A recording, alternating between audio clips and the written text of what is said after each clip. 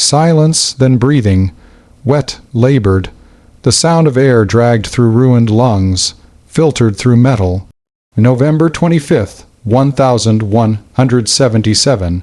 You're looking at a teenage boy who can barely close his fingers around leather res. His hands wrapped in linen bandages that were white this morning are now stained rust brown. Beneath those bandages, flesh is rotting, bone showing through in places. Leprosy doesn't just kill you. It erases you piece by piece while you're still breathing. The silver mask hiding his face isn't decorative.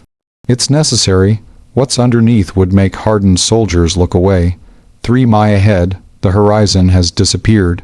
26,000 warriors, mounted cavalry stretching so far across the plain that the dust clouds look like fog rolling in from the sea. Banners, green, black, gold, snapping in the wind like the wings of hunting birds. The Sultan Saladin commands them, 40 years old, undefeated, so confident. He's already sent messengers ahead to Damascus, describing tomorrow's victory feast. Behind the boy with the silver mask, 500 knights, that's it. 500 exhausted men on exhausted horses, wearing armor dented from a dozen previous battles, holding lances with chipped points and swords that need sharpening. The math is simple. 52 enemies for every Christian. The kind of odds that don't even merit discussion. You don't fight those odds, you surrender or you die. Every advisor told him to stay behind Jerusalem's walls. Every military treatise ever written says this is suicide by cavalry charge. Even his own body, nervous system destroyed by disease, joints swelling, skin splitting, is screaming at him to stop. Baldwin Roman 4 does something impossible. He gives the order to charge. What happens in the next 3 hours will break the mind of everyone who tries to explain it. Christian chroniclers will call it divine intervention. Muslim historians will call it a catastrophe sent by God as punishment. Modern military analysts will study it for centuries and still struggle to make the math work. But here's what nobody tells you about Montgisard. The battle was already lost before a single lance was lowered. Saladin had made no mistakes. His army was rested, well supplied, positioned on perfect cavalry terrain. His commanders were experienced. His warriors were elite Mamluks, slave soldiers trained from childhood to kill. The Crusaders were outnumbered 52-1. So, how did 20,000 of Islam's finest warriors end up dead in a single afternoon? The answer isn't what you think, and it starts with a decision Saladin made 3 days earlier. A decision so logical, so obviously correct, that it would destroy everything he'd built. Before we watch history unravel, quick word. If you're the kind of person who gets pulled into these documented moments from the past, the ones that textbooks somehow forget to make interesting, subscribing helps us dig deeper into the archives and uncover more of these stories. All right, back to November 1177, and the most dangerous man in the Holy Land is about to make his first mistake. Jerusalem in 1177 isn't the golden city of psalms and paintings. It's a corpse pretending to breathe. Walls cracked from 80 years of siege, streets half empty because anyone with sense fled months ago. The holiest city in Christendom, defended by fewer soldiers than a modern high school has students. The kingdom is held together by scar tissue and denial, and on the throne sits a 16-year-old boy whose own flesh is betraying him. Baldwin Roman 4 wasn't supposed to be king. He wasn't even supposed to be alive. Leprosy in the 12th century isn't just a disease. It's a divine curse made visible. Lepers ring bells to warn people of their approach. They're buried in unmarked graves, erased from family records, treated as if they died the moment the first white patch appeared. But Baldwin's father, King Amalric, saw something in his son that disease couldn't touch. Intelligence, clarity, a mind that cut through problems like a blade through silk. So when Emmerich died suddenly in 1174, the crown went to a 13-year-old boy who would never marry, never have children, whose kingdom was already being measured for a coffin. Facing this dying kingdom stands Saladin. Born Usuf ibn Ob, rose from military commander to sultan through tactical genius that would make Machiavelli weep. By 1177, he's done what generations failed to do: unite Egypt and Syria under one banner, one purpose. Take back Jerusalem. He's 40 years old, prime of power, commanding endless gold from Egyptian trade, warriors from a dozen territories, siege equipment that can crack fortresses like eggs, and here's what should terrify you. Saladin isn't a monster. He's pious, diplomatic, respected even by his enemies. He follows the rules of war, but rules don't matter when you're facing annihilation. By autumn 1177, Europe has stopped sending help. They've written off Jerusalem. Even the Pope is quietly negotiating what happens after it falls. If this moment doesn't move you to understand how close we came to watching civilization pivot on the actions of a dying teenager and 500 desperate men, you're missing the lesson our ancestors died screaming to teach. The world doesn't care about your odds. It only cares about your will. But there's something else about Bald, when the chroniclers mentioned only in passing. Almost embarrassed, he smiled before battles. Not nervous bravado, genuine anticipation.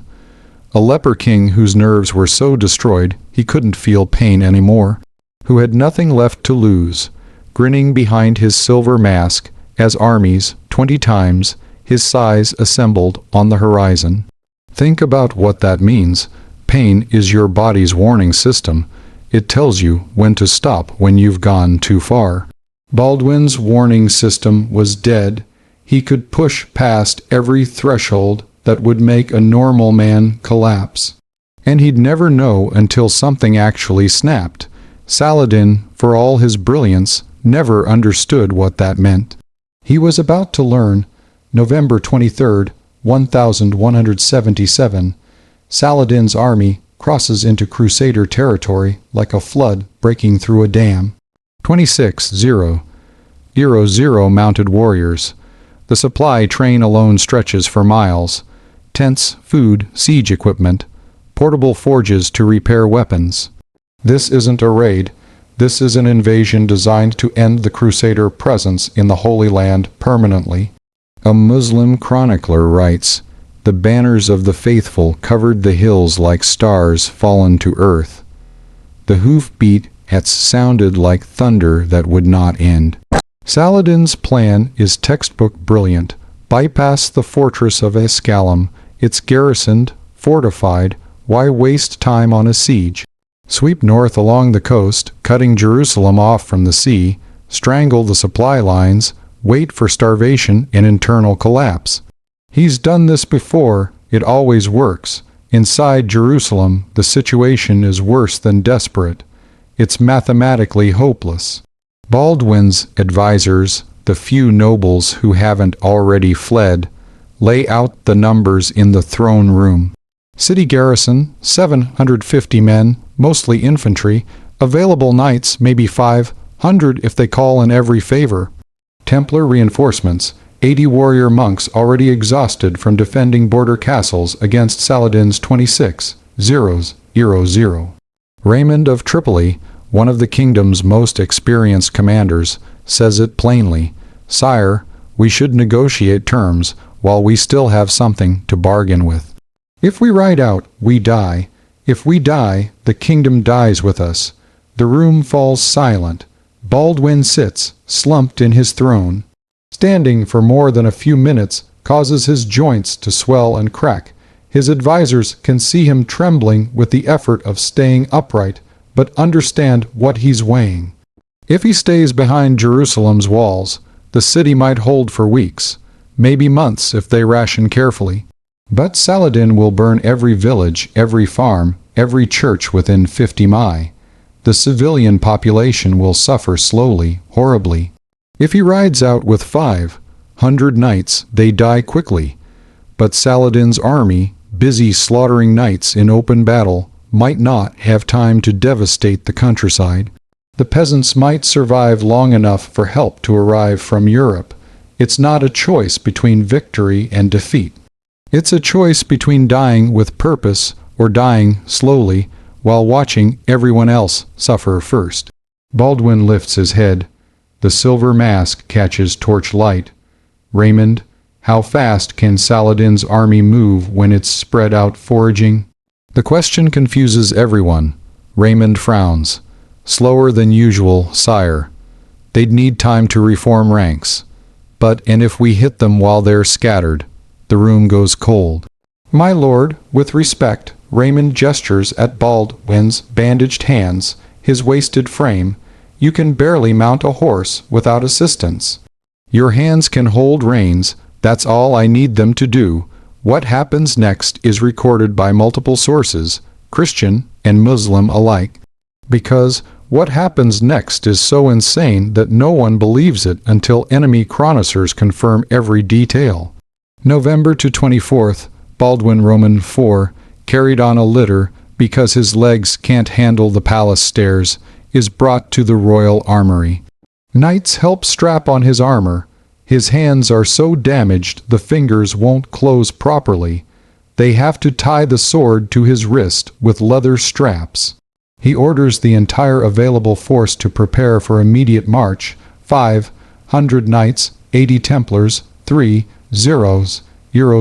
infantry north towards Saladin's army. Odo of Santa, the Templar Grandmaster, a scarred veteran who's fought in a dozen battles, actually weeps when he sees Baldwin lifted onto his warhorse. The king's body has to be strapped to the saddle. His legs no longer have the strength to grip. They march at night, 45 mi in 36 hours. For context, that pace would exhaust healthy cavalry in good weather. For men carrying a dying king and knowing they're marching towards certain death, it borders on impossible. But here's where it gets strange. As they march, Baldwin keeps asking his scouts the same question. Is Saladin still moving north? Yes, sire. Is his army still spread out? Yes, sire. And each time, Baldwin, exhausted, feverish, held upright in his saddle by nothing but will, smiles beneath his mask. His knights don't understand. They assume it's delirium, fever dreams, the mind breaking under pressure. They're wrong. Baldwin has seen something, recognized a pattern in Saladin's movements that no one else has noticed. He's counting on Saladin being smart, on Saladin making the logical decision, the correct decision, the decision that will doom him. November the 25th, dawn breaks over terrain that will be soaked in blood by sunset. Saladin receives his first warning just after sunrise. A scout rides in, horse foaming with exhaustion. My lord, Crusader banners, Northridge. Saladin doesn't even look up from his breakfast. A patrol, they'll withdraw when they see our numbers. My lord, the scout's voice wavers. There are hundreds of them, maybe thousands. Now Saladin looks up, and for the first time in his military career, the undefeated Sultan of Egypt and Syria realizes he's made a mistake. His army, confident, undisciplined after days of easy marching, spread across 3 miles of countryside, looting farms and resting horses, is caught completely unprepared. And worse, standing on that ridge, silhouetted against the rising sun, is a figure in armor topped with a silver mask that catches the light like a second dawn. One of Saladin's commanders whispers, "Is that the leper king?" Saladin stares, then quietly, "God help us, he came." What Saladin doesn't know yet, what no one except Baldwin understands, is that this battle won't be decided by numbers or steel or superior tactics.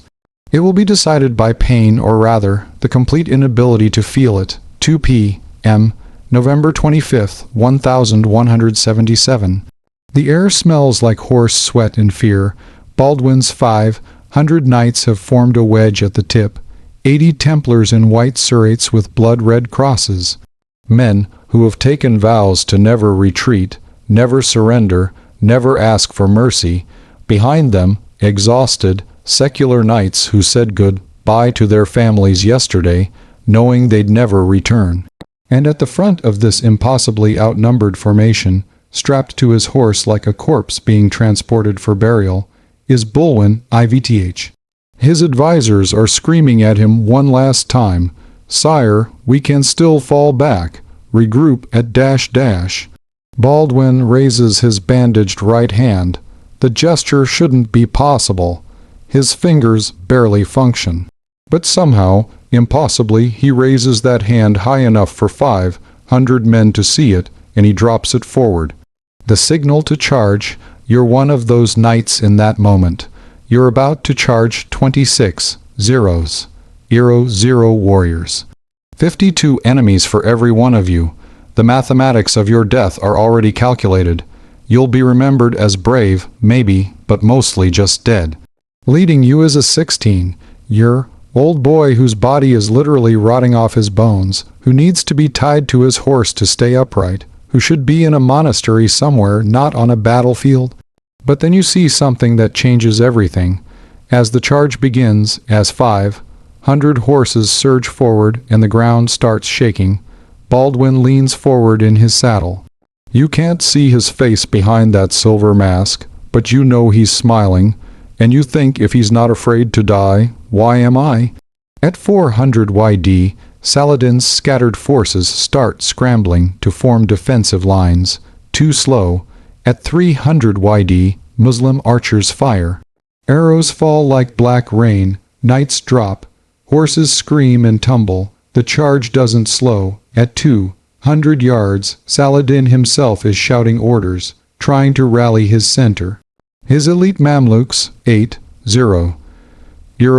slave soldiers trained from childhood to kill, are forming ranks as fast as they can. But they're terrified, not of the numbers, of the madness charging toward them. At 100 yards, Baldwin does something no chronicler can explain. He draws his sword. His hands don't work. The blade is tied to his wrist. He shouldn't be able to lift it, but he raises that sword above his head. And 500 knights behind him see their dying king holding steel to the sky, and they scream. Not a battle cry, but something primal, something that sounds like fury and grief and faith all burning together. At 50 yards, Muslim horses start backing up. Animals know, they smell death coming. At 10 yards, Muslim soldiers in the front ranks throw down their weapons and run. 2:15 p.m. The Templar wedge hits Saladin's center like God's fist, punching through parchment. The sound isn't what you'd expect. It's not clean metallic ringing, it's wet, crunching, full of screaming, horses, men, the air itself seems to be screaming. In the first 30 seconds, 300 Mamluks just cease to exist, trampled under charging war horses, bred specifically to be weapons. Speared through by lances moving at full gallop, crushed under the weight of men in full armor, moving at 20 mph. But here's where it becomes unbelievable. The charge doesn't stop. Cavalry charges are supposed to hit hard, wheel away, regroup. It's basic tactics taught to every knight from childhood. The Templars keep going. They drive through the Muslim center like a blade through flesh. And behind them, Baldwin's secular knights pour into the gap, widening it, turning it into a wound that won't close.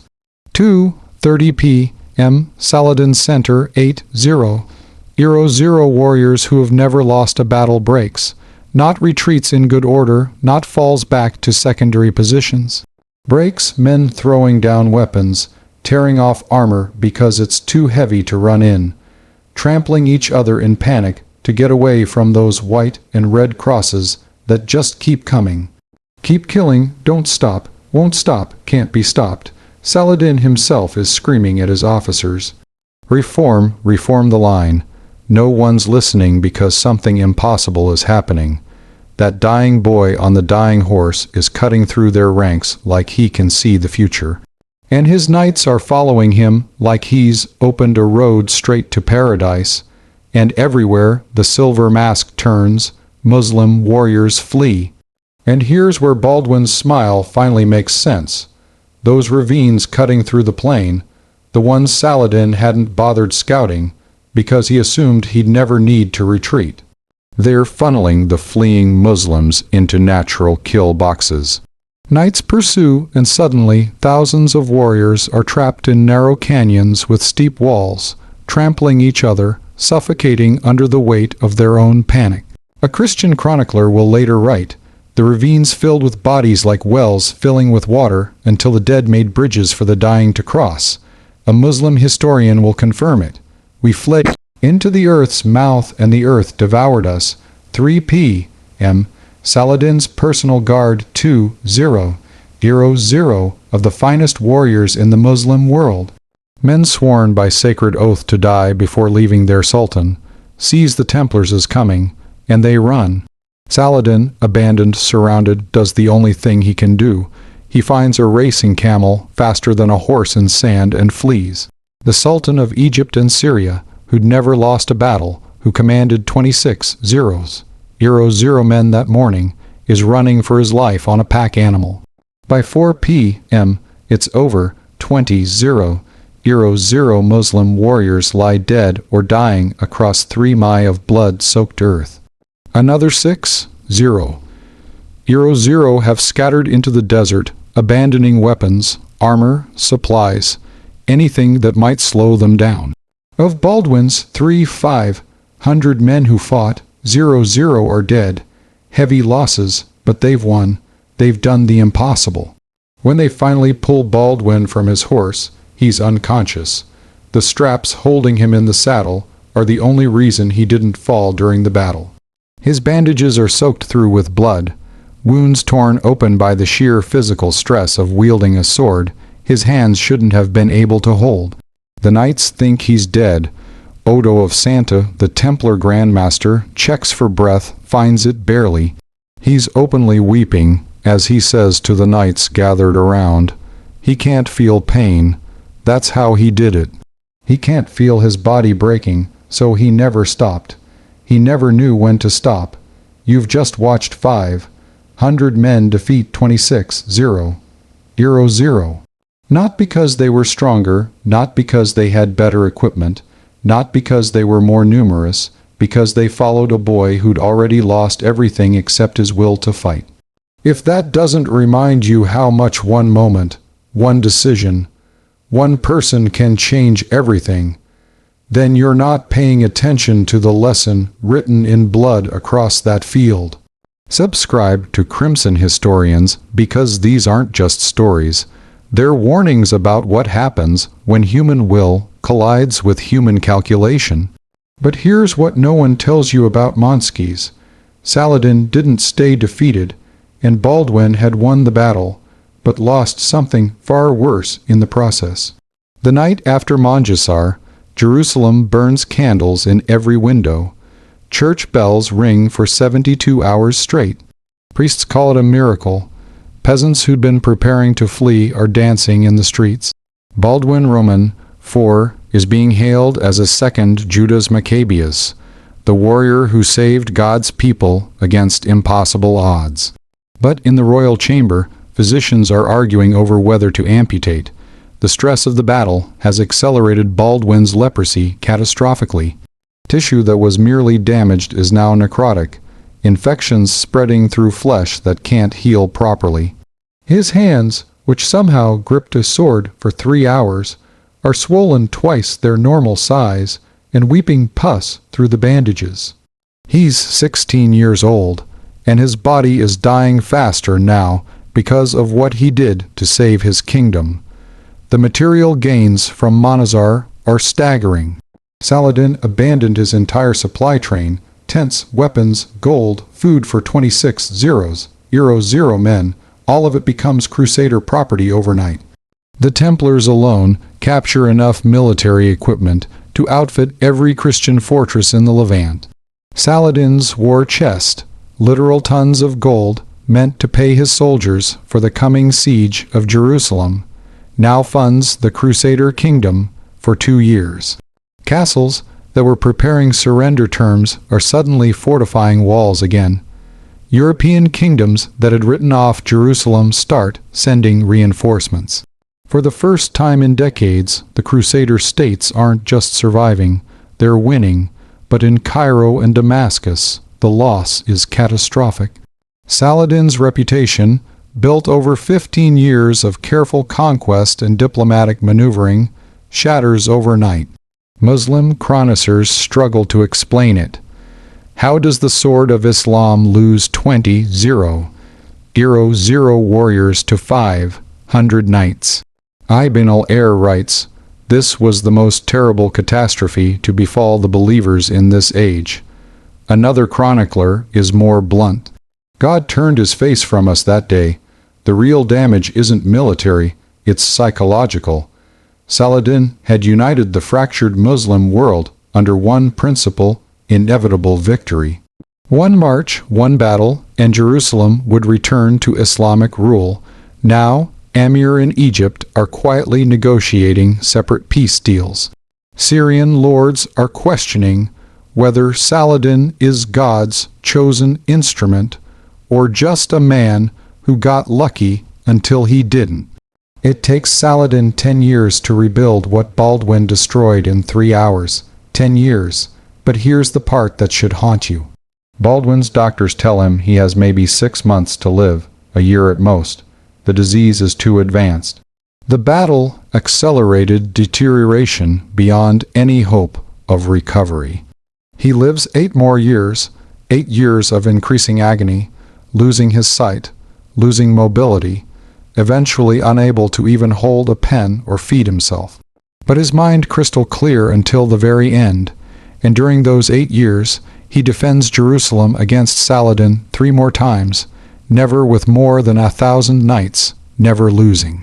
There's a moment in 1183, 6 years after Montgisard, when Saladin and Baldwin meet under a truce flag to negotiate prisoner exchanges. Baldwin is carried on a litter. He's blind now, can't walk, can barely speak above a whisper.